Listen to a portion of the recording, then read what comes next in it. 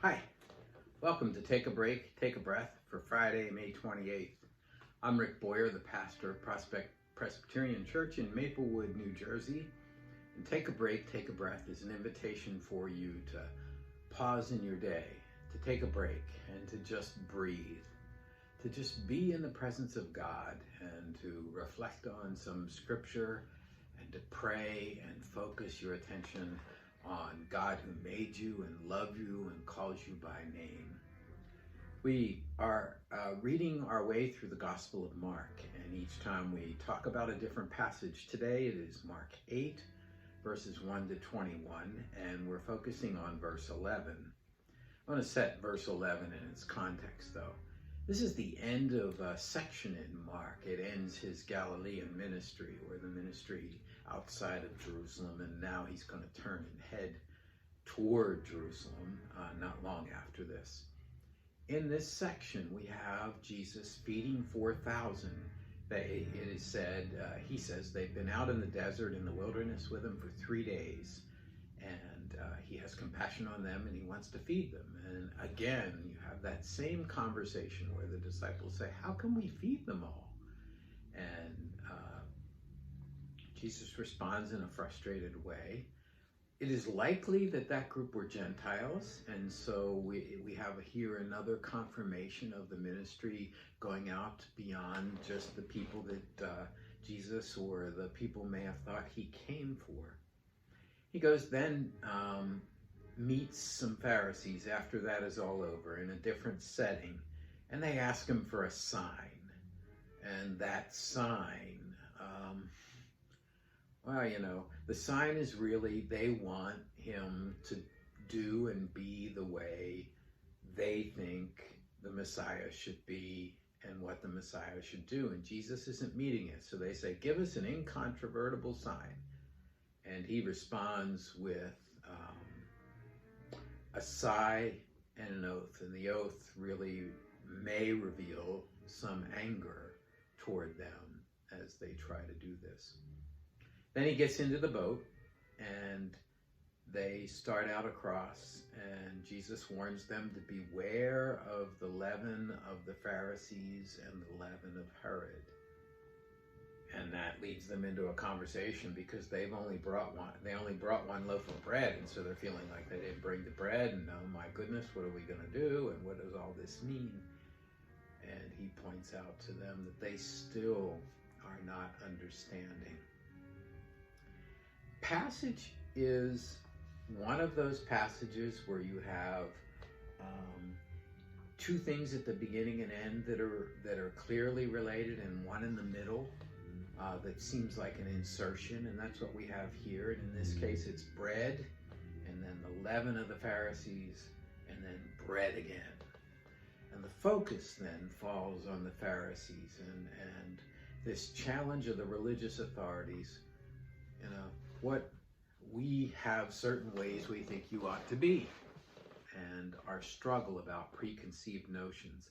For that reason, the verse I picked was 11, which is the Pharisees came and began to argue with him, asking him for a sign from heaven to test him. I think it kind of points at, you heard my sigh, reminds us that we never fully understand, and that we are always struggling to understand and believe. And there's something mysterious about our faith that might be beyond our reach. So if you haven't already done so, I invite you to go to a quiet place in your house, settle into a comfortable chair, and get comfortable. Let that chair support you. Let the muscles in your body relax. Close your eyes and take a deep breath. And as you do, breathe in the breath of God. And as you breathe out all that separates you from God. Breathe in the breath of life and breathe out all that does not give you life. breathe in God's calm and peace, and breathe out all of your worries and your fears and your anxieties. Imagine that the peace and calm of God is growing in you. That it's moving over you like water that runs down over you from a shower. As it lands on different parts of your body, those parts of your body get calm and peaceful and relaxed. It lands on your head, and as it does so, your mind becomes calm and still. The water runs over your face, and it relaxes the muscles in your jaw and your brow, and maybe you even smile. It runs down over your neck, and the muscles in your neck get soft instead of tense. It runs down your shoulders and your arms,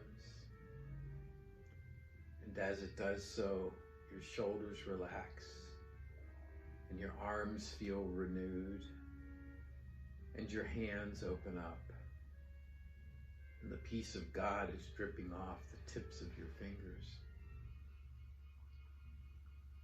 As it runs down your back, the burdens of the day are lifted, and the aches and pains in your back subside.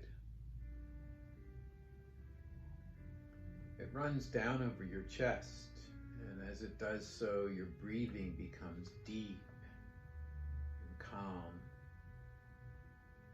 and your heart rate is slow and steady, a resting pace. As it runs down over your belly, all of the jitters and nervousness that's in your belly is calmed. And it runs down over your legs to your feet.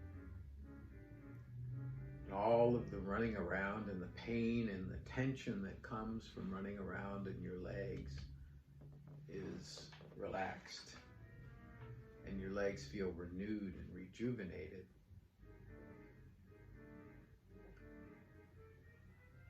You are immersed in the peace and presence of God.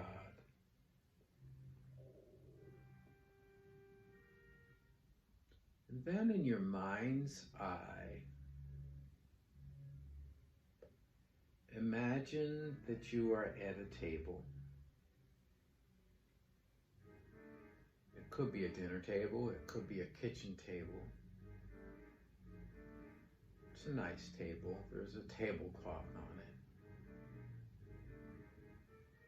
And in the middle is a piece of bread. Not a piece of bread, a loaf of bread.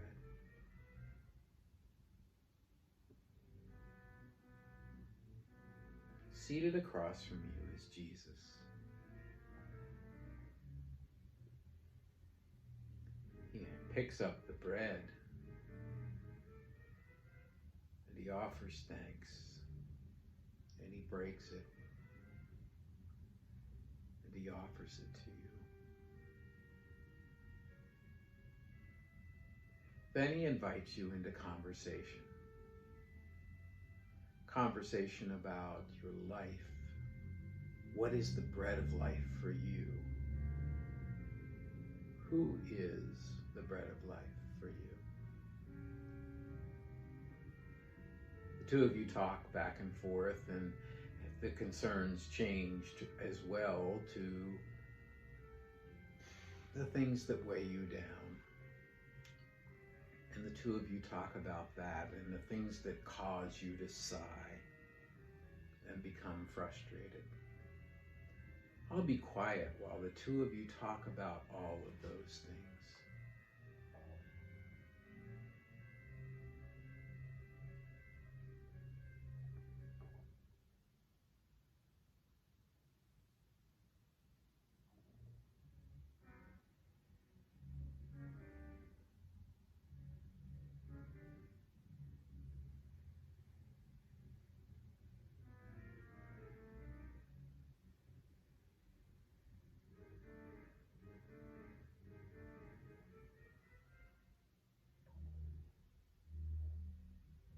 and then the time comes for the conversation to end. And if it's not enough time, just press pause.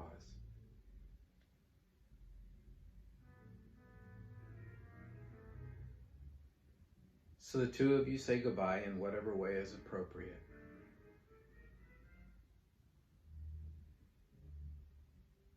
And you allow that image to fade away. And you bring yourself back to the room where you are. And when you are ready, open your eyes. Let's take a break, take a breath for Friday, May 28th. If you have feedback for me or you want to talk or pray, send an email to rick@prospectchurch.org.